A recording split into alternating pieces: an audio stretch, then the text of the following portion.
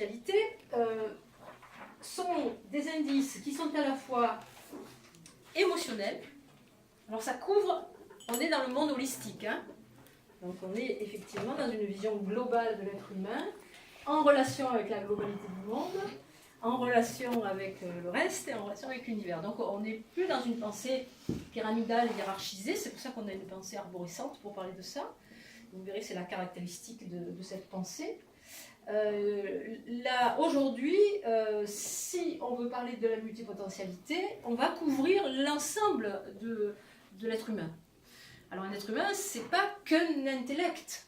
Quand on décèle des surdoués, par exemple, c'est l'entrée, c'est le surdon, c'est des gens qui ont des capacités intellectuelles, mémorielles, souvent associatives, etc., supérieures à la moyenne, et qui, en s'adaptant au système scolaire ou pas, parce que des fois c'est l'inverse, vont être catégorisés comme surdoués, haut potentiel, ce qu'on a appelé haut potentiel à un moment donné. Alors, le propre de la pensée nouvelle, c'est de se dégager du quantitatif pour entrer dans le qualitatif.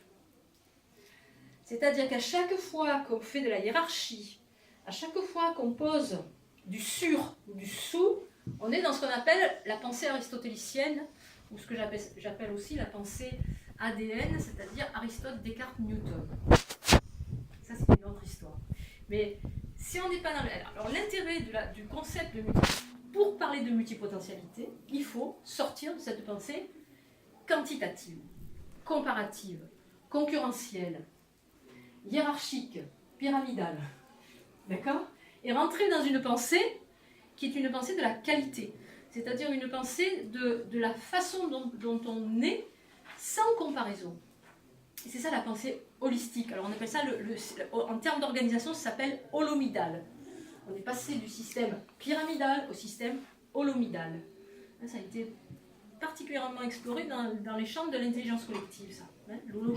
Holomidal, holistique.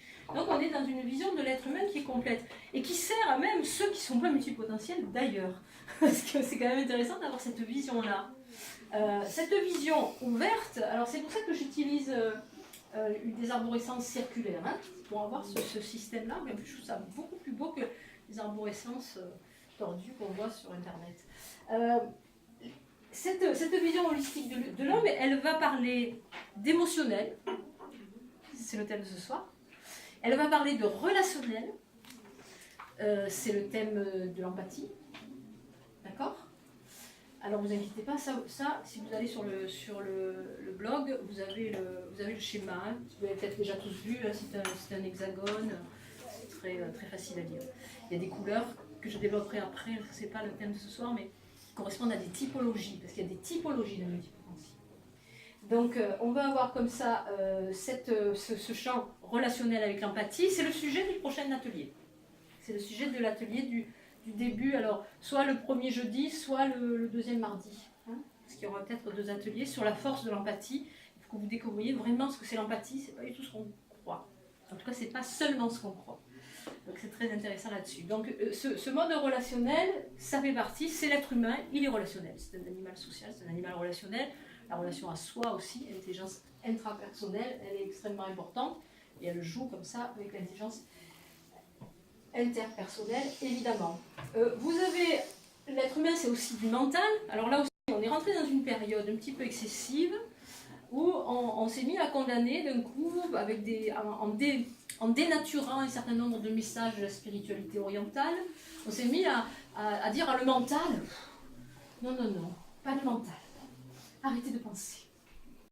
Méditer. Alors je médite, c'est pas pour rigoler de la méditation parce que c'est extraordinaire, hein. Mais le mental, il faut savoir de quoi on parle. Si c'est un mental qui nous maintient, et on en parlera tout à l'heure, hein, dans les émotions, dans l'affectif et l'émotionnel bas, on va dire, enfin un émotionnel qui tourne en rond, c'est pas bon. Par contre, si c'est un mental qui vous permet d'utiliser votre cerveau pour conceptualiser, pour élaborer une pensée complexe, parce qu'on est dans une pensée complexe là, hein, pour faire des liens entre les choses, faire des liens entre les éléments, ce qui est le cas de l'arborescence, là ça devient intéressant. D'où mon initiative depuis quelques temps, là, depuis quelques mois, de faire ici à l'Anticafé le dimanche matin, bon, courageux, hein, le dimanche matin des ateliers sur la philosophie. Donc le thème de la prochaine fois, c'est l'émerveillement. Puisque Socrate dit, la première chose, le premier pas vers la philosophie, c'est l'émerveillement. Oh. Donc voilà, c'est l'émerveillement. Et la dernière fois, c'était la philosophie est-elle une thérapie? Oui, c'est un sujet très intéressant. Donc ce sont des ateliers, hein, c'est des anti-discussions. Tout le monde donne. C'est pas du tout comme là. Hein. Je m'efface devant l'intelligence collective. Mais donc on fabrique quelque chose. Et la dernière fois, c'était particulièrement passionnant. Hein, Marie-Claude? C'était bien la dernière fois. C'est super. Parce qu'on a vraiment, tout le monde s'est quasiment exprimé. Et à la fin, on arrive à avoir quelque chose qui finalement fait le tour de la question. Parce qu'avec 7 personnes, ben, vous avez déjà 7 points de vue, et c'est déjà pas mal, mais c'est déjà suffisamment riche pour être abordé. Donc voilà, la philosophie, effectivement, sachant que philosophie, c'est amour de la sagesse ou sagesse de l'amour, puisqu'en grec, on ne sait pas dans quel sens c'est. Ça, c'est la grande découverte du XXe siècle de certains philosophes. Donc voilà, on est dans ce champ-là. Donc vous voyez, le mental, c'est pas... Alors le mental, oui, celui qui, on dit le mental bas, celui qui nourrit votre ego, qui vous fait le petit machin, le petit vélo, comme on dit, qui vous dit, ah, là, t'es pas bien, oh, pas bien, machin. Celui-là, oui. Mais l'intellect, la pensée, attention de ne pas jeter le bébé avec l'eau du bain. C'est une chose que j'aime beaucoup, tu vois. À un moment donné, attention de ne pas aller vers la stupidité. Parce qu'il y a une tentation de la stupidité dans notre civilisation qui est très forte. Donc c'est presque un acte de résistance que de lire de la philosophie aujourd'hui. Donc là, on rentre dans le champ du cognitif. Alors là aussi, les sciences cognitives, hein, pareil, attention à ce que j'appelle la pensée dévotionnelle. Hein. Il ne faut pas être dévot en termes de pensée. Il y a des gens, quand ils découvrent un truc, ils expliquent tout par cet élément. Hein. Ça, la pensée dévotionnelle, attention, il y a une pensée dévotionnelle pour le quantique, il y a une pensée dévotionnelle pour les sciences cognitives, les neurosciences, tout le monde se prosterne devant. Attention aussi au rétrécissement et à avoir une pensée justement en ouverture, en arborescence, en curiosité. C'est très facile de refermer. Alors le cognitif, évidemment, c'est extrêmement important et certains multipotentiels sont extrêmement intellectuels. Pas tous. Pas tous. Et vous avez des multipotentiels qui passent leur temps à réfléchir, à fabriquer des concepts, à s'intéresser. Jean-Marc, tu es un bon exemple, toi. Donc voilà, une fois c'est ça, une fois c'est ça, et puis hop, on ouvre une porte et puis il y a ça, et puis voilà, on pense, et puis après on est dans la forêt, quoi, hein, dans la forêt de la connaissance, et on n'est plus dans le jardin d'Épicure ou dans des jardins comme ça qui nous permettraient de comprendre comment on va y organiser le monde et comment le cosmos fonctionne. Donc le cognitif, alors pourquoi? Parce que c'est une pensée associative. C'est un des indices, l'indice cognitif de la multipotentialité, c'est la pensée associative. Et c'est pour ça qu'on va d'un truc à l'autre, comme ça, là, machin, et puis à un moment donné on se dit, mais qu'est-ce que je cherchais? Ça arrive, hein, en plus avec ces outils qu'on a là. Tu commences à regarder l'ordi, tu tapes, je sais pas, n'importe quel mot, et puis tu finis à l'autre bout de la planète. Hein, et moi, il y a pas longtemps, j'ai tapé je sais pas quoi, et j'ai fini par découvrir qu'on appartenait à un super amas galactique qui s'appelle, ça va t'intéresser, qui s'appelle l'Amiaka, qui veut dire paradis incommensurable andaluzien, et qui est notre super galaxie, enfin c'est pas la galaxie, c'est le super amas d'étoiles auquel on appartient, et qui est d'une beauté à couper le souffle. Ça, j'ai découvert ça à 2h du matin, et ça m'a bouleversée, alors que c'était pas du tout le point de départ. Vous voyez, donc, cette pensée associative, elle a sa richesse, mais elle a aussi ses limites, et c'est là que vous verrez que les arborescences sont le mode d'organisation de la pensée associative. Si vous avez une pensée associative et que vous essayez de faire entrer ça dans du linéaire, alors je le sais, j'ai fait du droit, j'ai 7 ans de droit, donc je l'ai fait. Hein. Fabien aussi, on fait du droit. À un moment donné, il y a beaucoup de multipotentiels, il leur prend une espèce de lubie, ils font du droit. Pour rentrer dans les cadres, tu vois. Mais la pensée qui est apte à développer ses capacités, c'est cette pensée-là. C'est cette pensée arborescente. Alors après, on verra dans l'atelier, le troisième, qu'il faut qu'elle soit aussi congruente, c'est-à-dire qu'elle fabrique des articulations avec les éléments, ce qui est une nouvelle étape de cette pensée arborescente qu'on appelle la pensée complexe, hein, avec Edgar Morin, etc.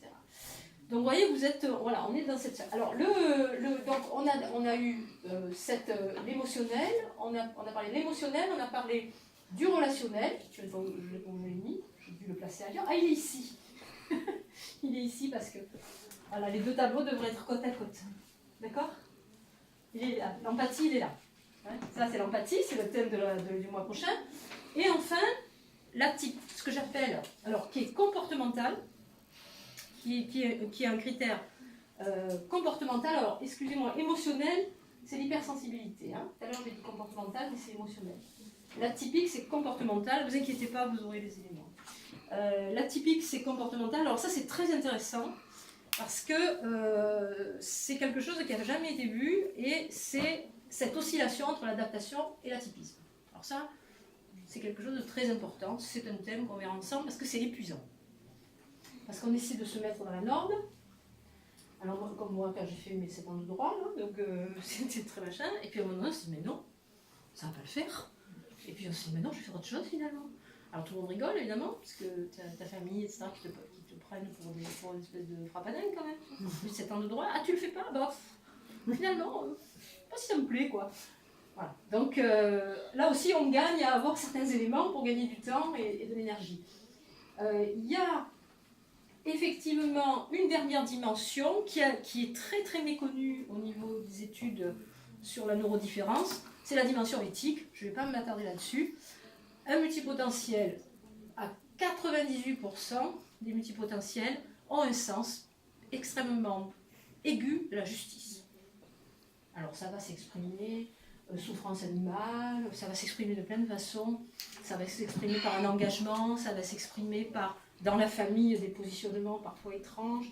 Donc un sens inné de la justice, en tout cas de quelque chose qui serait une réflexion sur le bien et le mal. Ça, c'est le dernier atelier, c'est le plus compliqué. Dans le temps, c'est quand il fera chaud, on pourra rester dehors à discuter longtemps, devant l'intrus. Alors, aujourd'hui, notre thème, c'est l'hypersensibilité.